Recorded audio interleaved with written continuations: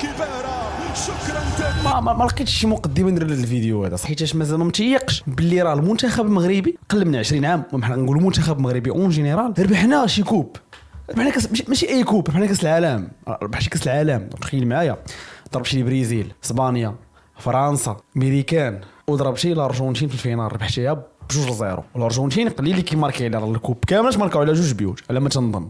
انت راك ربحتيها في الفينال ب2-0 تبارك الله الحمد لله ما شاء الله على الدراري اللي غادي نشكر اللعابه كاملين الاشبال ديالنا حيت ملي بدا كاس العالم تفرجت ماتش بماتش حتى شي ماتش ما دخلوا يلعبوه باش يلعبوه كاع الماتشات دخلوا باش يتقاتلوا باش يديروا اللي عليهم، وكان باين غادي يديروا شي حاجه اللي كبيره، كانت باينه بلي داك المنتخب غادي يدير شي حاجه واعره. الطريقه ديال اللعب ديالهم، الطريقه ديال القتال ديالهم، التنظيم ديالهم وسط الماتش، التصريحات ديالهم اللي يكونوا قبل الماتشات كيفاش تيهضروا الدراري تبارك الله متبتين. هنا كنستنتج باللي جيل زيد واعرين، الدراري صغار في اللاج ديالهم ولكن عقلهم كبير تبارك الله، وكل ماتش كيلعبوه كيبانوا احسن من الماتشات اللي فاتوا. ولا لاحظتوا ماتش ديال فرنسا ماشي هو ماتش ديال الارجنتين، وديال الامريكان ماشي هو ديال فرنسا وهي غاده. هاد الكاس هذا راه ما ربحوش هما بالصدفه وما ربحوش هي حيت عاد عطاوها لهم، لا راه تقاتلوا عليه الدراري، راه والله الا كنهضر معكم بصح تقاتلوا عليه، جابوه بدراعهم سالينا.